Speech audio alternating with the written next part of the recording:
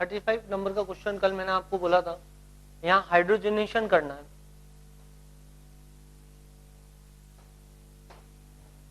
और इसमें बोला था 3H2 पीडी और सी की प्रेजेंस में। बेटा ये जो कैटलिस्ट है इसकी प्रेजेंस में हाइड्रोजनेशन हो जाएगा, पर 3 मोल H2 है आपके पास में, इससे ज्यादा नहीं, 3 मोल H2 है आपके पास। तो सवाल ये है कि 3 मोल H2 है तो 3 बॉन्ड जो है वो रिड्यूस हो सकते हैं, 3 बॉन्ड रिड्यूस हो सकते हैं, मतलब 3 बॉन्ड्स एल्कीन से एल्केन में कन्वर्ट हो सकते हैं। अब आप यहां पे देखें तो कौन सा ऐसा स्ट्रक्चर है या इनमें से कौन से 3 बॉन्ड हैं जिनका रिडक्शन हो सकता है। यदि आप ध्यान दें इस पे तो आप देखो ये वाली रिंग एरोमेटिक है, ये वाली रिंग एरोमेटिक है, ये वाली रिंग एरोमेटिक।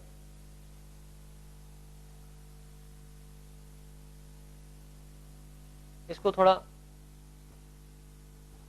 चेंज करता हूं क्योंकि ये क्वेश्चन में अलग तरीके से बना है।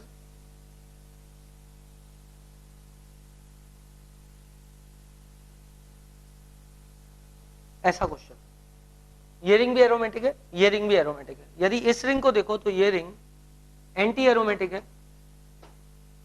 ये रिंग एंटी एरोमेटिक है और ये रिंग भी एंटी एरोमेटिक। तो यहां पर और ये सेंटर वाली रिंग जो है ये एरोमेटिक। तो अब बात ये है कि कौन से 3 बॉन्ड हम रिड्यूस कर दें।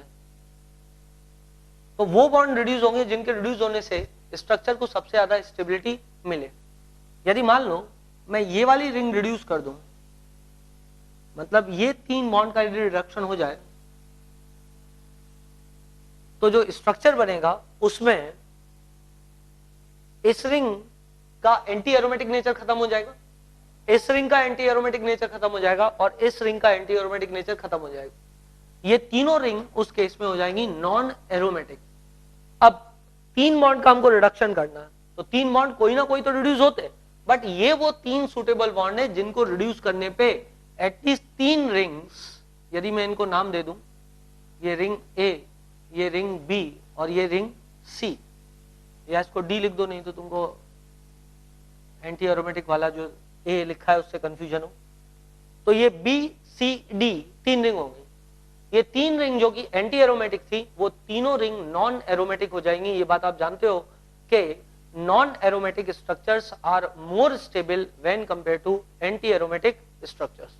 देयरफॉर ये 3 बॉन्ड रिड्यूस हो जाएंगे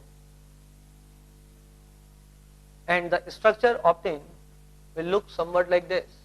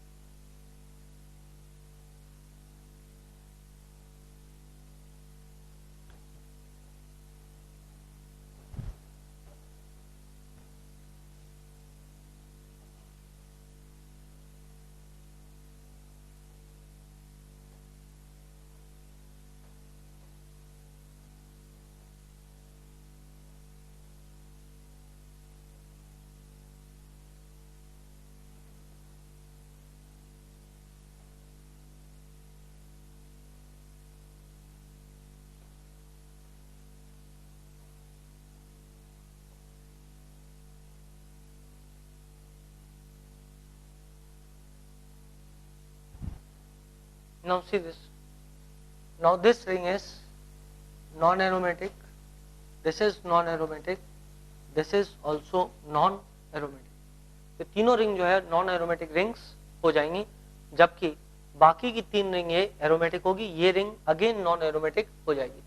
तो 3 बॉन्ड जिनका रिडक्शन करके आपको मोस्ट स्टेबल स्ट्रक्चर मिल सकता था वो 3 बॉन्ड थे ये वाले जो मैंने हरे रंग से मार्क किए हुए हैं, जिसके कारण 3 रिंग जिनका एंटी एरोमेटिक नेचर था उनका नेचर एंटी एरोमेटिक से चेंज होके एरोमेटिक हो गया।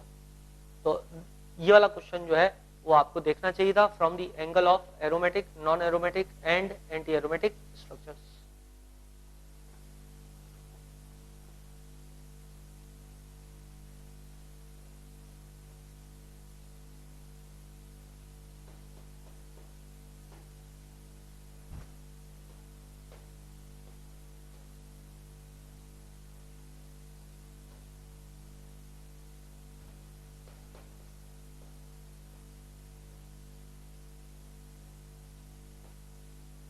नो क्वेश्चन है compare the CN bond length of following species. अब CN बॉन्ड लेंथ मतलब ये वाला, ये और ये। तो CN बॉन्ड लेंथ तीनों का कंपेयर करना है। ये है CN बॉन्ड,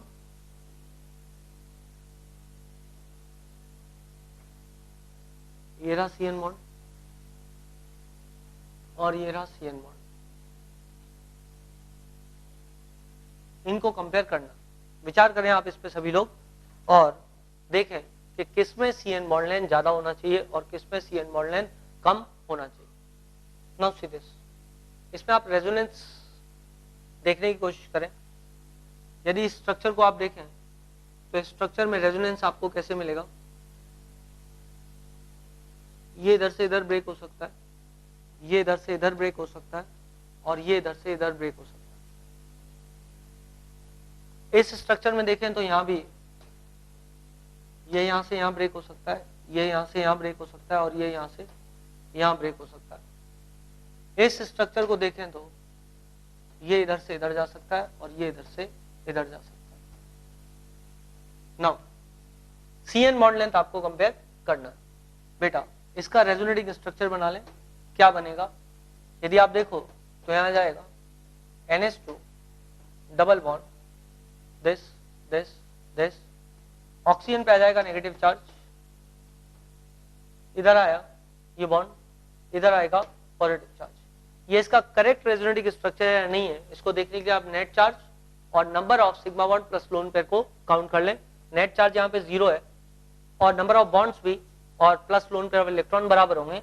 यहाँ 2 3 4 5 6 7 8 9 10, यहाँ 2 3 4 5 6 7 8 9 10। इसका मतलब ये दोनों एक दूसरे के करेक्ट रेजोनेटिंग स्ट्रक्चर्स। नाउ ये हो गया एक पार्ट। इसका रेजोनेटिंग स्ट्रक्चर बनाए तो इसका यदि रेजोनेटिंग स्ट्रक्चर में बनाऊंगा तो इसका रेजोनेटिंग स्ट्रक्चर मुझे ऐसा दिखेगा, NH2 plus double bond this this,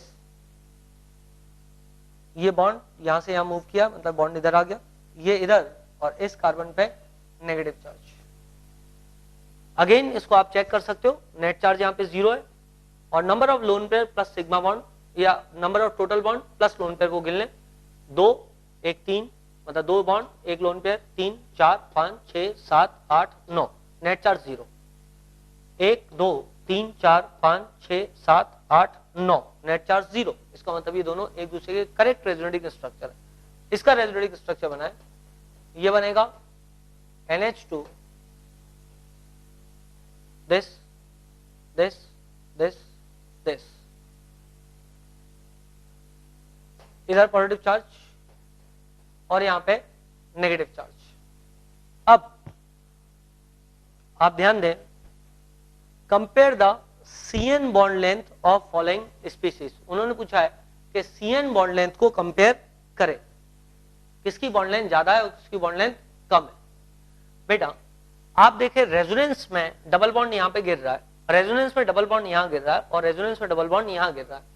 जितना ज्यादा समय डबल बॉन्ड टिकेगा उतना ही ज्यादा ये स्टेबल स्ट्रक्चर, मतलब जितना ज्यादा स्टेबल इसका रेजोनेटिंग स्ट्रक्चर होगा उतना ही ज्यादा समय डबल बॉन्ड टिकेगा। मतलब यदि आप इसको देखो तो इस स्ट्रक्चर में O पे नेगेटिव चार्ज आ रहा है, O पे नेगेटिव चार्ज आ रहा है, N के ऊपर पॉजिटिव चार्ज, तीनों रेजोनेटिंग स्ट्रक्चर में आ रहा है, इसलिए ये फैक्टर तीनों में सेम है।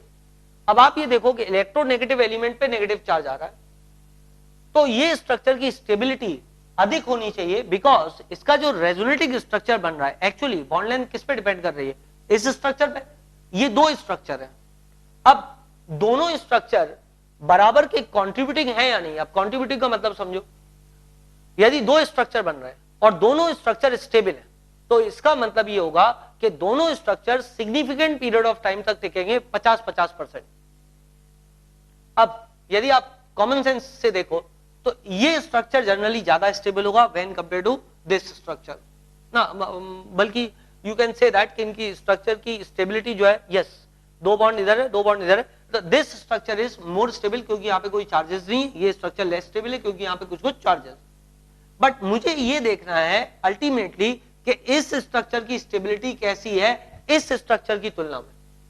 इस स्ट्रक्चर पे नेगेटिव चार्ज कार्बन पे आ रहा है, इसका मतलब ये नेगेटिव चार्ज कार्बन पे टिकेगा नहीं, ये वापस अपने मूल रूप में लौट जाएगा, और ये वापस अपने ओरिजिनल फॉर्म में लौटा तो वापस सिंगल बॉन्ड वाले फॉर्म में लौट जाएगा, मतलब सी और एन के बीच सिंगल बॉन्ड हो। जबकि यहां पर ओ पर नेगेटिव चार्ज टिकेगा, इसका मतलब कुछ समय तक ये CN डबल बॉन्ड बना रहेगा। यदि मैं यहां पर देखूं तो यहां पर एक तो एक्सटेंडेड रेजोनेंस नहीं है, जैसे कि आप सेकंड और फर्स्ट में देख रहे हो कि एक्सटेंशन ऑफ रेजोनेंस ज्यादा है, तो स्टेबिलिटी ऑफ स्ट्रक्चर ज्यादा होगी। जितने एरिया में रेजोनेंस एक्सटेंड होगा स्टेबिलिटी उतनी ही अधिक होगी। और दूसरी बात, नेगेटिव चार्ज कहां आ रहा है? नेगेटिव चार्ज आ रहा है कार्बन पे, इसका मतलब ये नेगेटिव चार्ज जल्दी यहां से यहां रिटर्न होगा, तो लेस एक्सटेंडेड रेजोनेंस है। तो आप बहुत आसानी के साथ ये बात अब शायद आपके दिमाग पे समझ में आ गई होगी क्यों बॉन्ड लेंथ का ऑर्डर इस तरह का है। अब आप यदि इसका बॉन्ड लेंथ का ऑर्डर देखोगे, सबसे ज्यादा बॉन्ड लेंथ इस केस में टिकेगी क्योंकि यहां पर डबल बॉन्ड टिकेगा नहीं, ये तुरंत मिट के सिंगल बॉन्ड में चला जाएगा। एवरेज टाइम पे यहां पे सिंगल बॉन्ड ज्यादा है, डबल बॉन्ड कम है। देयरफॉर यदि मैं बात करूं तो सबसे ज्यादा बॉन्ड लेंथ इसमें आएगा, उसके बाद इसमें, उसके बाद इसमें, तो C greater than B greater than A हो जाएगा।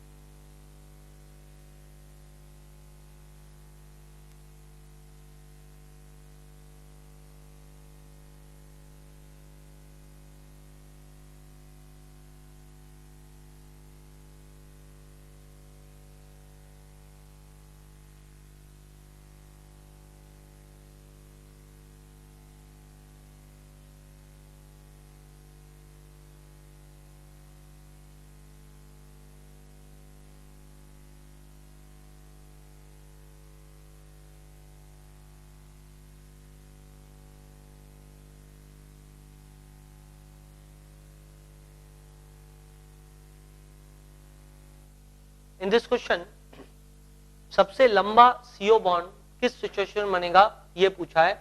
तो आप देखें यहाँ पे, ट्राई करें थोड़ा सा दिमाग पे कि कहां पे CO बॉन्ड लेंथ ज्यादा होनी चाहिए। देख बेटा, अभी एक मैंने आपको रेजोनेटिंग स्ट्रक्चर बना के दिखाया था कि किस तरीके से आप देख सकते हो कहां पे बॉन्ड लेंथ ज्यादा है। दूसरा, आप बॉन्ड ऑर्डर के द्वारा भी देख सकते हो। तो आप इसका स्ट्रक्चर बनाने की कोशिश करो और फिर देखो कि किस में बॉन्ड लेंथ ज्यादा आनी चाहिए।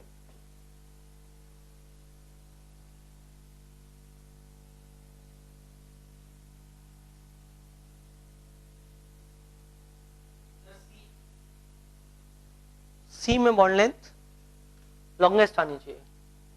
ओके, कोई और आंसर जो बच्चा देना चाहे?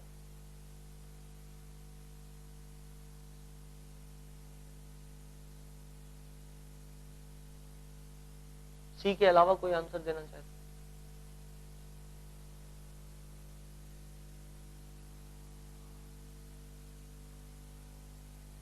ये आपकी शीट में क्वेश्चन नंबर 16 है, पर मैंने उसका C ऑप्शन उड़ा दिया है क्योंकि वो सेम था, जैसा कि A ऑप्शन था वही C था, इसलिए मैंने C वहां से हटा दिया है। बट आप जो बोर्ड पे क्वेश्चन बना हुआ है उसको देखें, और एक बच्चे ने आंसर C दिया है कि बॉन्ड लेंथ सबसे पूछा है longest CO bond length, longest ही बोला बेटा। यदि कोई बच्चा और कोई जवाब देना चाह रहा हो तो आप तुरंत जवाब दें। A। Okay, now see, let us see the resonating structures. ये इधर से इधर जा सकता है और ये इधर से इधर जा सकता है। इसका मतलब जो स्ट्रक्चर बनेगा वो स्ट्रक्चर कुछ ऐसा दिखेगा।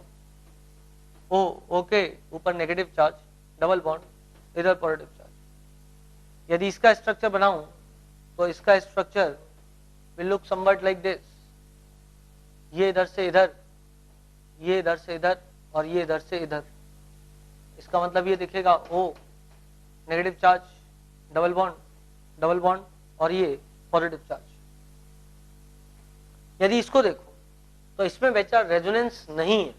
रेजोनेंस नहीं होने के कारण ये डबल बॉन्ड मूव नहीं करेगा। इसमें शॉर्टेस्ट बॉन्ड लेंथ आएगी C और O के बीच में। ये बॉन्ड लेंथ सबसे कम होगी इन तीनों में, क्योंकि यहाँ पे रेजोनेंस नहीं है।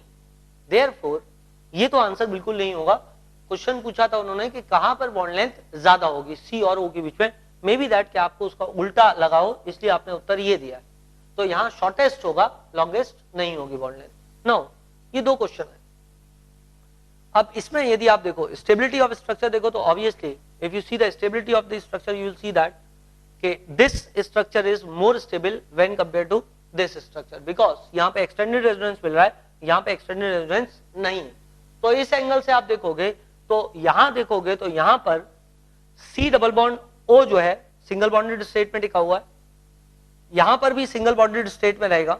बट इस क्वेश्चन की अप्रोच देखते हुए, क्योंकि दोनों में एक ही टाइप का रेजोनेंस आपको मिल रहा है और O पे ही नेगेटिव चार्ज आ रहा है दोनों में, इसलिए जनरली आपको इसको बॉन्ड ऑर्डर वाले एंगल से देखना ज्यादा सही है। बॉन्ड ऑर्डर वाला एंगल यदि देखें तो समझने की कोशिश करो, समझना जरा बात को। एक बॉन्ड डबल इधर है और एक बॉन्ड डबल इधर है, एक डबल बॉन्ड इधर है और एक डबल बॉन्ड इधर है, और ये डबल बॉन्ड तीन पोजीशन पे शिफ्ट हो रहे हैं, एक ये, एक ये और एक ये।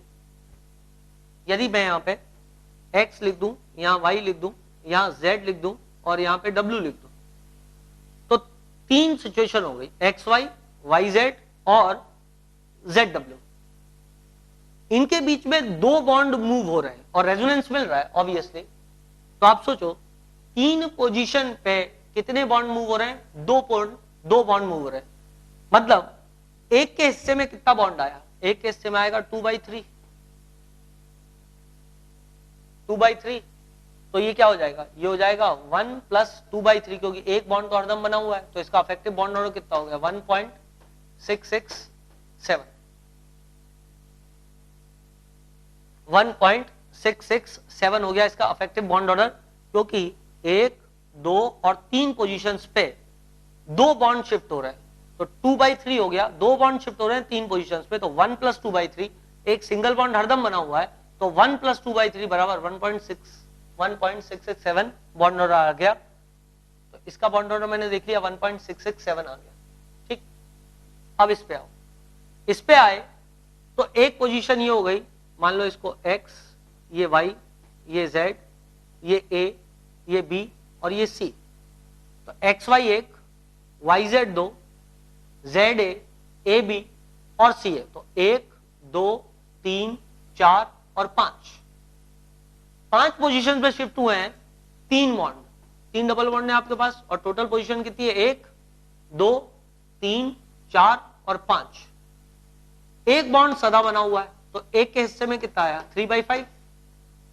तो यदि एक के हिस्से में 3/5 आया तो इसका मतलब इसका बॉन्ड ऑर्डर कितना हो जाएगा? 1.6। तो अफेक्टिव बॉन्ड ऑर्डर यदि मैं 1.6 मान लू इनका, तो ऑब्वियस सी बात है उस केस में क्या होगा? यदि यहाँ पे 1.6 आ रहा है तो ये बॉन्ड लेंथ ज्यादा हो जाएगी when compare to this one. यहाँ पे बॉन्ड ऑर्डर ज्यादा है, बॉन्ड ऑर्डर ज्यादा होने की वजह से यहाँ पे बॉन्ड लेंथ क्या हो जाएगी? बॉन्ड लेंथ अप्रोक्सीमेटली कम हो जाएगी, और यहाँ पे बॉन्ड लेंथ आपको ज्यादा बढ़ी हुई मिलेगी because of that bond order. दूसरे एंगल से देखो, दूसरे एंगल से यदि आप देखो तो इस स्ट्रक्चर की स्टेबिलिटी ज्यादा थी। यदि इस स्ट्रक्चर की स्टेबिलिटी ज्यादा है तो इसका मतलब ये स्ट्रक्चर टिका रहेगा, और यदि ये स्ट्रक्चर टिका रहेगा इसी फॉर्म में तो इसका मतलब ये सिंगल बॉन्डेड स्टेट में ज्यादा समय के लिए रहे, और यदि सिंगल बॉन्डेड स्टेट में ज्यादा समय के लिए रहता है तो ऑब्वियस सी बात है कि इस समय ये वाला बॉन्ड लेंथ अधिक हो जाएगा। Therefore this bond length is more when compare to this bond length. तो ये था क्वेश्चन नंबर 16।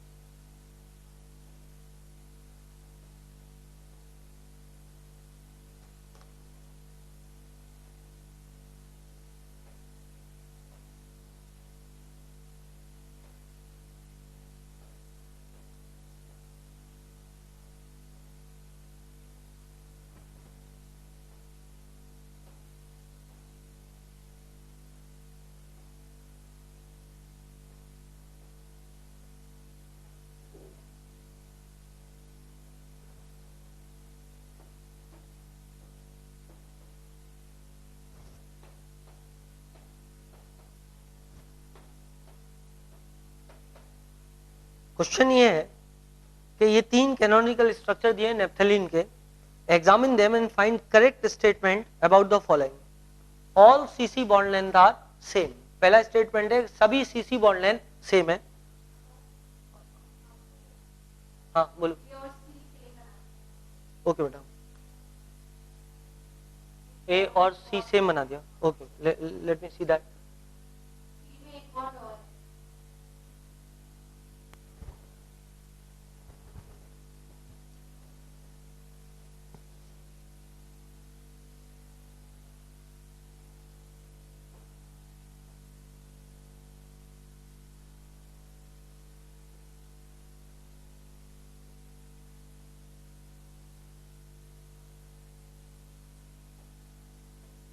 ओके बेटा, नाउ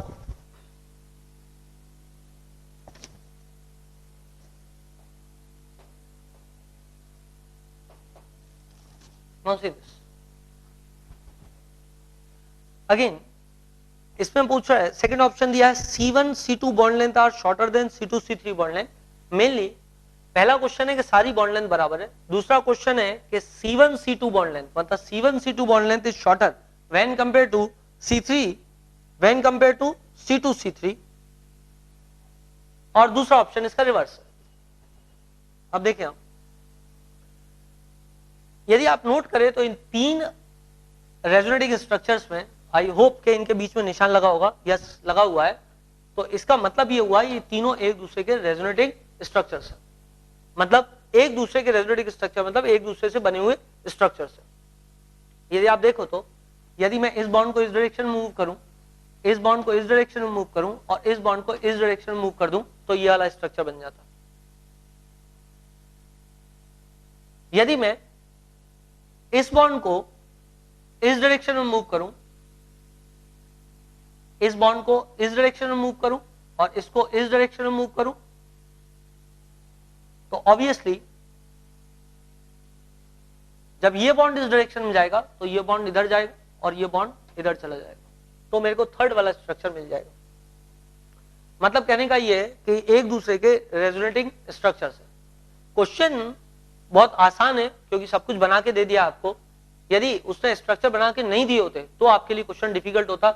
यदि वो आपको सिर्फ नेप्थलीन का स्ट्रक्चर दे देता और आपसे बोलता कि आप C1 C2 C3 C4 bond length को कंपेयर करो, तो आपके लिए जनरली क्वेश्चन मुश्किल होता।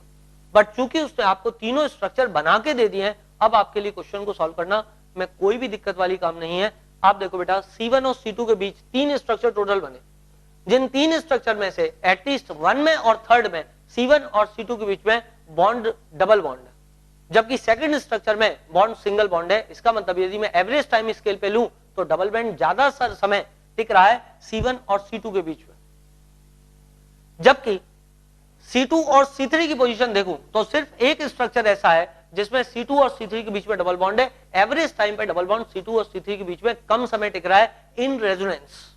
Therefore I will say that कि जब डबल बॉन्ड नहीं टिकेगा तो इसका मतलब बॉन्ड लेंथ क्या होगी, ज्यादा होगी। इसका मतलब हो जाएगा C2 C3 bond length is greater than C1 C2 bond length.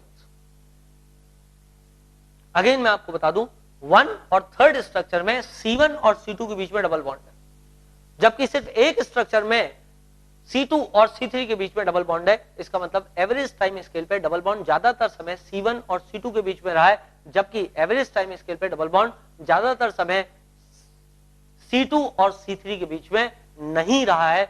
Therefore, you will say that the bond length of C2 and C3 is greater when compared to C1 and C2. Now, let us see question number 16 में question number 17 को देखते हैं। आप try करें, जब तक मैं board पे ड्रॉ करता हूं तब तक आप स्वयं ट्राई करें। बॉन्ड लेंथ का क्वेश्चन है, question number 17। Now see this question. यदि आप बॉन्ड लेंथ देखें तो सबसे पहले आप ये देखें कि सबसे कम बॉन्ड लेंथ आपको किस स्ट्रक्चर में दिखाई दे रही है, वो तो आपको आंख बंद करके भी देखोगे दिख जाएगी। देखिए बेटा, आप सबसे पहले इन चारों स्ट्रक्चर में मुझे 2 उत्तर दे दें, सबसे कम कहां है और सबसे ज्यादा कहां है। ये आपको आसानी दिख जाएगा। ऑर्डर देखने में एक अलग बात है, बट सबसे कम और सबसे ज्यादा तुरंत दिख जाएगा, तुरंत आंसर दे। सबसे कम लास्ट वाले में, वेरी नाइस। और थिंक इट अगेन, सोचो। देखिए बेटा, थर्ड वाले में सबसे ज्यादा बॉन्ड लेंथ दिखेगी। इसका कारण क्या है? थर्ड वाले में सिंगल बॉन्ड हरदम बना रहेगा, रेजोनेंस नहीं, तो ये हरदम सिंगल बॉन्ड ही रहेगा। इसमें सबसे कम बॉन्ड लेंथ होगी क्योंकि इसमें डबल बॉन्ड है, इसमें सबसे ज्यादा बॉन्ड लेंथ होगी। अब तुम्हें ये देखना है इसमें और इसमें, तो इसको यदि आप देखो तो ये इधर बॉन्ड मूव करेगा, तो ये इधर मूव करेगा, तो ये इधर मूव करेगा।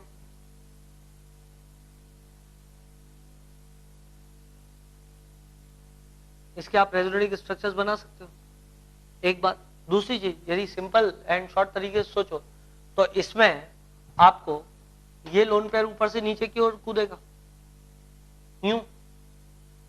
तो इस स्ट्रक्चर को जब आप ड्रॉ करोगे तो इस स्ट्रक्चर में आपके पास क्या आएगा? NH2 पॉजिटिव डबल बॉन्ड, इस पे नेगेटिव चार्ज, दिस और यहाँ क्या है? CHO। इस स्ट्रक्चर को ड्रॉ कर लो, ये वाले को ड्रॉ करोगे तो तुम्हारे पास क्या आएगा? Double bond, NH2 positive charge, इधर नेगेटिव चार्ज, दिस। बेटा इसी लेवल पे आप सोच सकते हो बहुत आसानी के साथ में। यदि इसी लेवल पे सोचोगे तो आप खुद सोचो दिमाग से, ये ज्यादा स्टेबल है, ये ज्यादा स्टेबल है। कोई भी होशियार बच्चा जो बताना चाहे कि ये वाला रेजोनेटिंग स्ट्रक्चर ज्यादा स्टेबल है, ये वाला रेजोनेटिंग स्ट्रक्चर ज्यादा स्टेबल है, जल्दी बोले प्लीज।